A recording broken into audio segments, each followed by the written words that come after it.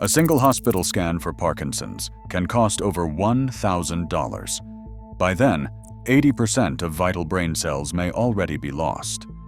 But in January 2025, university researchers proved a $50 AI-powered headset can detect hidden emotional brain patterns with 97% accuracy years before symptoms appear. So why has this breakthrough not reached patients? The answer unlocks a shocking conflict at the heart of medicine itself. Hospitals across the United States routinely bill patients over $1,000 for a single Parkinson's MRI. The sticker shock isn't just about the machine or the scan itself. Buried in every bill is a facility fee, an extra charge that can add 30 to 60% to the total. These fees cover the hospital's overhead, everything from emergency room lights to executive salaries. For a brain scan, that means an insurance company might pay over $2,000, while a patient with a high deductible faces the full price alone. Billing experts point to a system designed for profit, not prevention. Hospital-owned imaging centers dominate the market, giving them power to set prices far above independent clinics.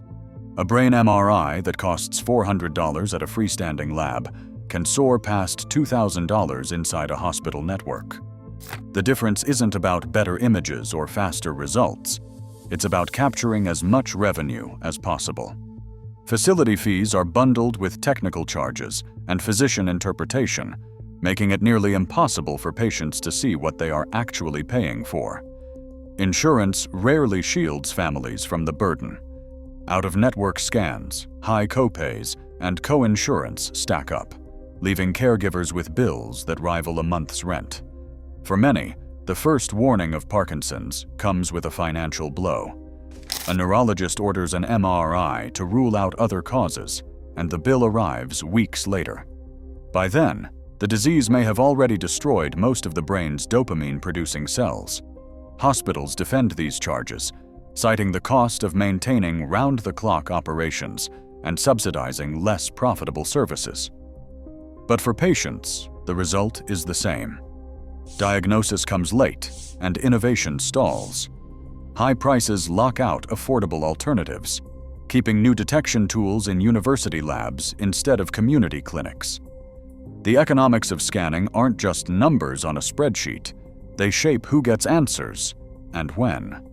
As the bills pile up, so do the delays in catching Parkinson's early, fueling a cycle where profit and progress rarely meet. In a university lab, a portable EEG headset, costing less than a night in a hospital parking lot, sits ready for the next subject.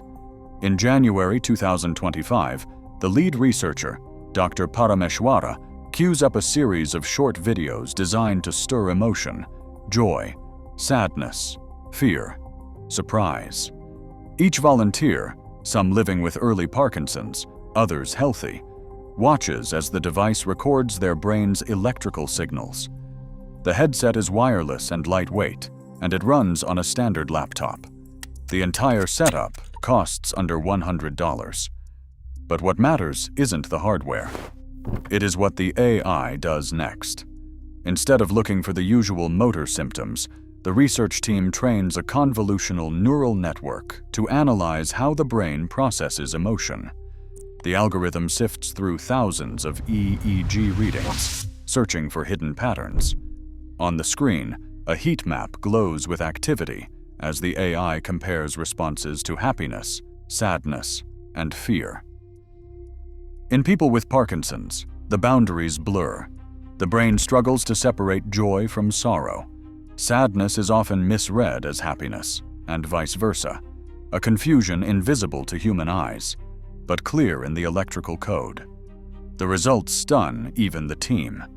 The AI achieves a 97% F1 score, correctly distinguishing Parkinson's patients from healthy controls using just their emotional EEG patterns. The published preprint makes waves across neurology circles. A $50 headset, paired with a few minutes of emotional video, can spot Parkinson's years before tremors or stiffness appear. The same test, run with hospital equipment, would cost at least 20 times more and still miss early cases. Dr. Parameshwara explains, "We are not measuring movement. We are measuring how the brain feels. Parkinson's changes emotion before it changes the body. The data is clear. Standard EEG electrodes, no invasive wires, and no radiation are all it takes. Only the AI can see the difference." This is not science fiction. It is peer-reviewed, and it is happening now.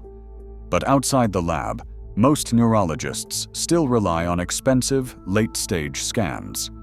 The emotional code is real, and it is affordable. If you want more breakthroughs like this, like the video and subscribe for updates on the next suppressed discovery. Long before a hand shakes or a foot drags, Parkinson's disease is already at work deep inside the body. In labs from NIH to European research centers, scientists have traced the origins of this disorder to the digestive tract. They are not looking for tremors. They are searching for a protein called alpha-synuclein.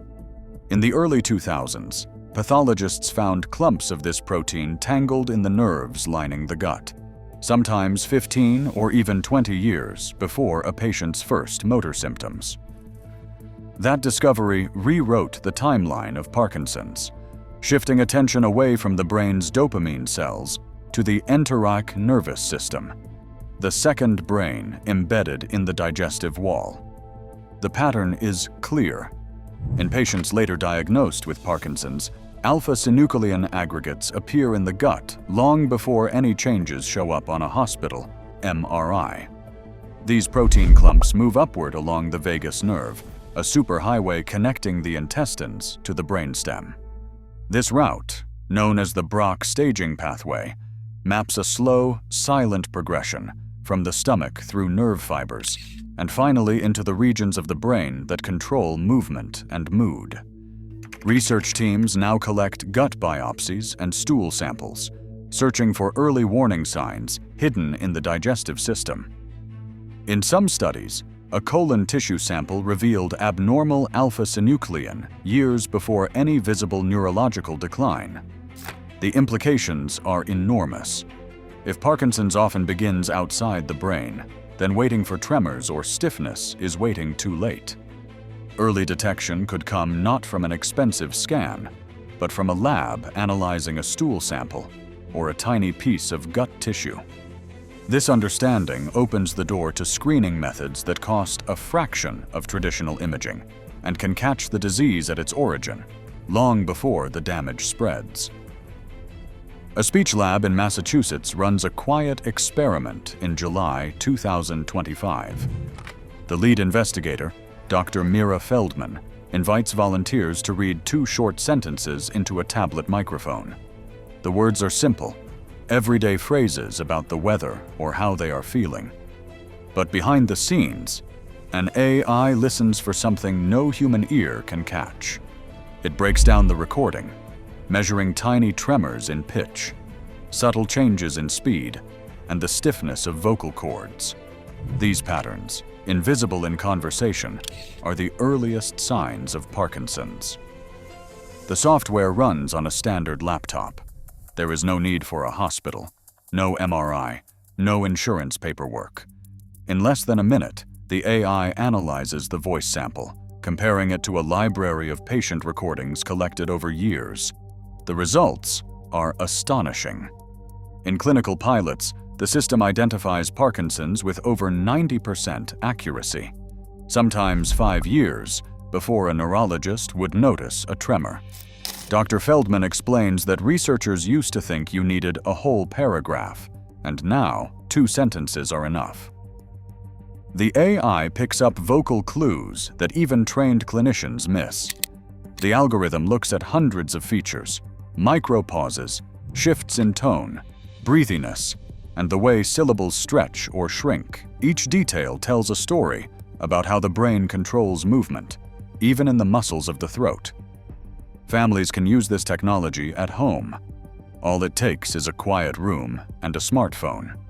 For caregivers, it offers a chance to screen loved ones without waiting for a referral or $1,000 scan. The implications reach far beyond the clinic. Early detection means earlier support, better planning, and hope for slowing the disease before it steals more. If you want to see more breakthroughs like this, tools that put power back in your hands, like the video, and subscribe for the next suppressed fact. Every year, thousands of families miss the earliest signs of Parkinson's, not because the clues are hidden, but because the checklist is not in their hands. Sleep, handwriting, and smell. 3 of the most reliable early markers can appear a decade before any tremor or stiffness. Each one tells a different part of the story, and together they form a powerful warning system. REM sleep behavior disorder, known as RBD, stands out as one of the strongest predictors. People with RBD act out their dreams, sometimes shouting, kicking, or even falling out of bed. Sleep Center records show that up to 90% of those diagnosed with RBD will develop Parkinson's or a related disorder within 10 years. The risk is not subtle. It is 10 times higher than the general population. Until recently, confirming RBD meant spending a night hooked to hospital monitors. Now consumer sleep trackers under $100 can record the same movements at home. These devices capture restless legs, thrashing arms, and the telltale spikes in REM activity that flag the earliest brain changes. Handwriting offers another window into the disease. Micrographia, shrinking cramped script, often appears years before a doctor notices a tremor. Movement clinics use digital tablets to measure pressure and speed, recording every stroke as patients write a simple sentence. The software picks up changes invisible to the naked eye. Letters that shrink by millimeters, hesitation at the start of a word, or a sudden drop in writing speed. These subtle shifts, logged over time, can predict Parkinson's with remarkable accuracy, giving caregivers a quantifiable sign to watch for long before symptoms disrupt daily life. Loss of smell, or anosmia, rounds out the early warning trio. Studies from Yale confirm that 75 to 90% of Parkinson's patients experience anosmia up to 10 years before diagnosis. The reason lies in the olfactory bulb, one of the first brain regions affected by the disease. Smell tests powered by AI now separate Parkinson's-related anosmia from that caused by aging or viruses, offering a low-cost, high-precision screening tool. For caregivers and families, this checklist, sleep patterns, handwriting changes, and sense of smell creates a practical path to early detection. Each marker alone can be overlooked. Together, they offer a head start in a race that for too long has favored late answers and high bills.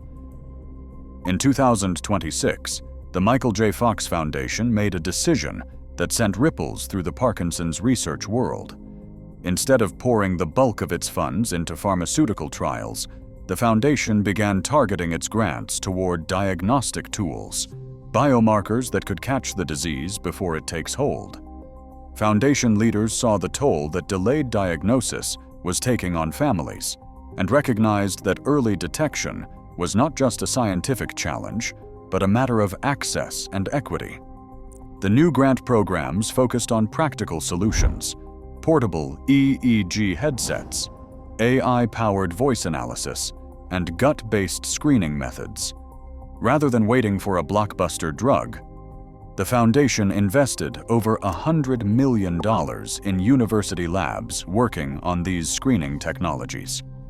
The shift was not just about funding, it was about breaking the cycle that kept affordable diagnostics bottled up in academic journals and pilot studies, and making affordable tools ready for real people. Representatives from the foundation spoke openly about their frustration with the status quo. One program director said people shouldn't have to wait until their symptoms are obvious, or their savings are gone, to get answers. The foundation's support gave academic teams the resources to move prototypes into real-world trials, connecting patients with low-cost, non-invasive tests years before hospitals would offer them. This financial backing helped turn lab breakthroughs into tools that could reach ordinary families, setting the stage for a new era in Parkinson's detection. Inside a cluster of university neuroscience labs, a new alliance is quietly rewriting the rules of Parkinson's detection. The principal investigator, Dr. Leila Ng, leads a coalition connecting research centers from Boston to Berlin. Their secret weapon is not just the portable EEG, it is the way the AI learns. Each lab trains its own version of the diagnostic model directly on local machines. Only the model's learning, never the raw data, travels between sites. This approach, called federated learning, protects patient privacy while multiplying the power of every experiment. In 2025 trials, the coalition's federated network ran the emotional pattern, AI on data, from over a dozen clinics. The result was that false positives dropped by nearly half compared to single-site training, and detection rates held steady across continents. No single lab could bias the results, and no patient's brainwaves left the safety of their own institution. Consumer-grade EEG headsets, some under $500, proved robust enough for these tests, making the technology accessible for future clinics and even home use. Dr. Ng says that they are building a global safety net. Every new site strengthens the model and shields privacy. The research moves faster, with fewer errors, and without a corporate data grab. This is the architecture that could finally break the diagnostic monopoly. If you believe in privacy-first AI and want more updates on these breakthroughs, like the video and subscribe for the next suppressed fact.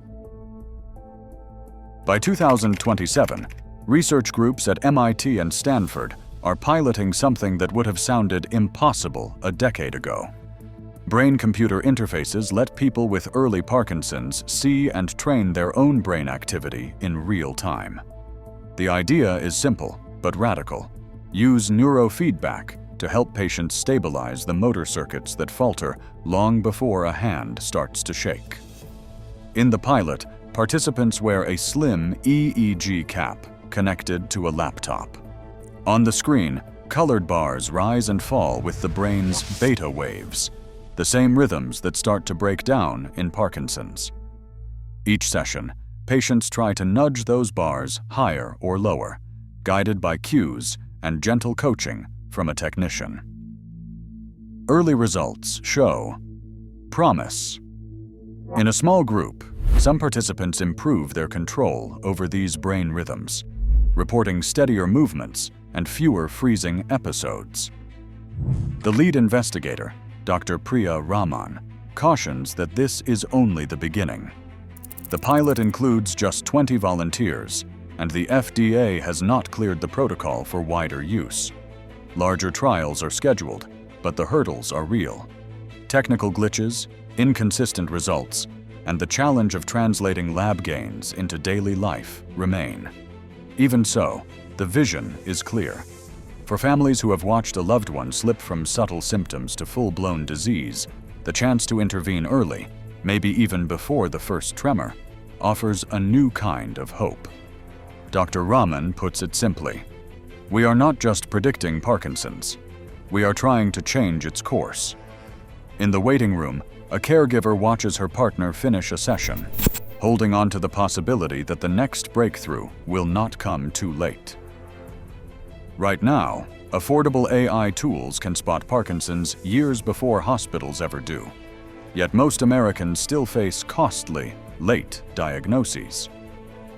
As technology races ahead, access remains the real barrier. The next breakthrough won't just be scientific.